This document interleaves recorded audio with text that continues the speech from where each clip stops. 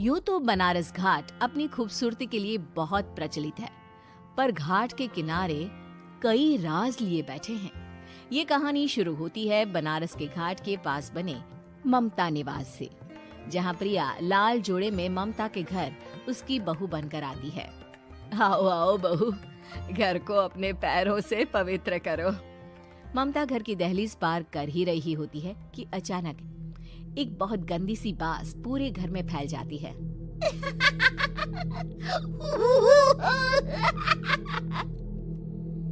ये बदबू और ये आवाजें, ये कौन हंस रहा है माँ? अब ये पड़ोसी ना हमारे थोड़े अलग से है।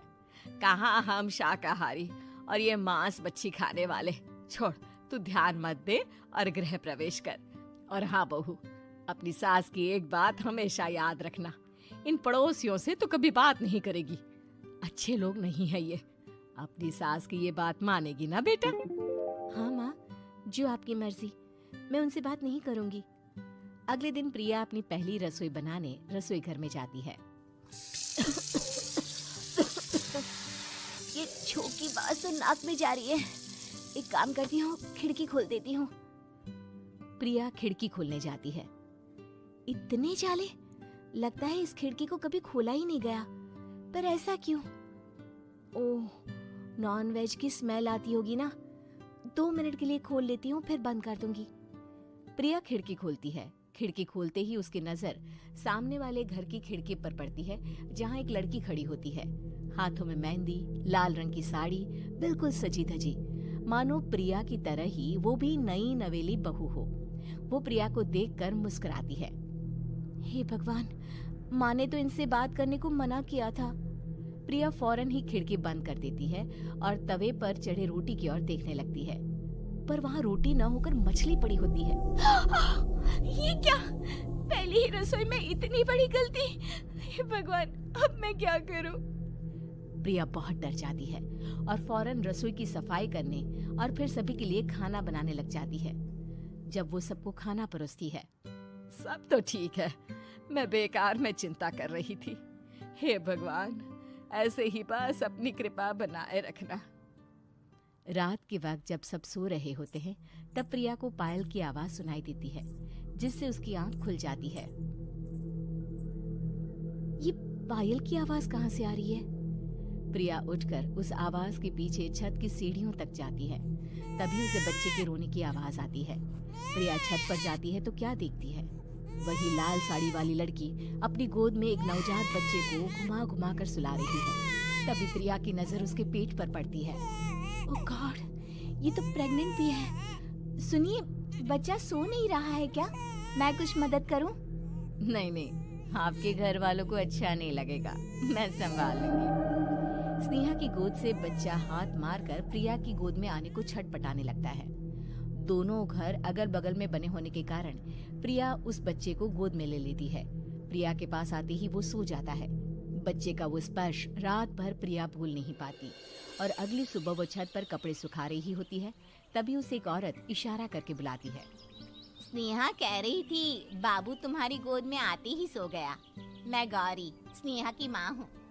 बहू, घर आना, बाबू को खिला भी लेना। शाम को जब घर पर कोई नहीं रहता, बच्चे से मिलने के लिए प्रिया छिपकर अपनी पड़ोसन के घर चली जाती है और कुछ देर बच्चे को खिलाकर वापस लौट आती है। इसके कुछ दिन बाद ही प्रिया को पता चलता है कि वो माँ बनने वाली है। ममता की खुशी का ठिकाना नहीं रहता।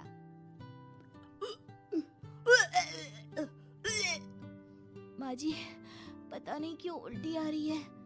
प्रिया भागती हुई वॉशरूम में जाती है तो हरे और लाल रंग की उल्टी करती है। उस उल्टी में से कीड़े निकलते हैं। ये क्या? खून और ये कीड़े! माँ! माँ! प्रिया की आवाज सुनकर ममता दौड़ कर आती है, पर बेसिन में कुछ नहीं होता। प्रिया हक्की बक्की रह जाती है। ये सब क्या हो रहा है? प्रिया घबरा जाती है और अपने कमरे में जाकर सो जाती है। डर के कारण वो इतनी थक जाती है कि उसकी आंख लग जाती है। तब उसे ऐसा लगता है उसके पेट पर मानो कोई बैठा हुआ हो। कौन हो? प्रिया के पेट पर एक 5 महीने की बच्ची बैठी हुई थी, जो बुरी तरह जली हुई थी। माँ, तुम ही मुझे लाई ना अपने पेट में? मैं तुम्हारी माँ नहीं हूँ। कौन हो तुम? माँ, देखो मैं जल गई बुरी तरह से। 6 महीने पेट में रहने को भी मुझे नहीं मिला। सहला दो ना माँ। बचाओ, बचाओ, माँ। ममता दौड़कर कमरे में आती है। प्रिया की बातें सुनकर वो सब समझ जाती है। तू कहीं बगल वाले घर में तो नहीं जाकर आई ना बहू? मुझे माफ कर दो, मैं गई थी माँ। उस घर में सब मरे हुए हैं बहू। कई साल पहले स्नेहा उस घर में बहू बनकर आई थी। कुछ ही दिन में वो एक बच्चे को जन्म देने वाली थी। पूरा घर बच्चे के आने की खुशी में खोया था कि एक दिन अचानक उस घर में आग लग गई। सब बुरी तरह जलकर मर गए। गौरी आज भी दादी बनने का इंतजार कर रही है और इसीलिए स्नेहा ने अपना अजन्मा बच्चा तुम्हारी कोख में डाल दिया। ममता ये कह रही होती है कि पीछे से उसके पैरों को एक बच्चा पकड़ लेता है। दादी, दादी।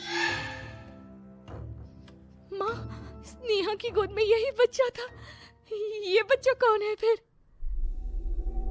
तेरी मौत है। तेरी भी दादी। जिस चीज का ममता को डर था वही हो गया। ममता निवास के ऊपर मौत ने चादर बिछा दी थी। प्रिया का पेट ऐसे बढ़ जाता है मानो 9 महीने का हो। 2 हाथ उसके पेट से बाहर निकलते हैं। बहू, संतोष को फोन कर, किसी पंडित जी को बुला बहू। प्रिया का पति भागता हुआ घर आता है। ये तो होना ही था माँ। तेरा पाप तेरे सामने आ गया तो तू सह नहीं पा रही है। स्नेहा घर में आग लगी नहीं थी, माँ ने लगाई थी, प्रॉपर्टी की लालच में। और वो बच्चा मेरी पहली पत्नी का बच्चा है, मेरा बेटा, जो कि उस आग की चपेट का शिकार हो गया था। मैंने तुमसे ये सब माँ के कहने पर छुपाया था। मुझे माफ कर दो प्रिया। तुम अगर चाहो तो यहाँ से जा सकती हो। मैं तुम्हें किसी भी बंधन में रखना नहीं चाहता। मेरी शादी हुई है आपसे, मैं आपको छोड़ नहीं सकती, पर उससे पहले हमें स्नेहा, उसकी माँ और बच्चे की आत्मा की शांति करवानी होगी।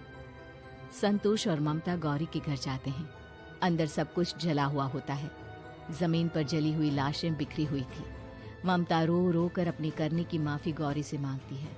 प्रिया स्नेहा के घर वालों का अंतिम संस्कार करवा देती है और ममता निवास फिर से आत्माओं के साए से मुक्त हो जाता है।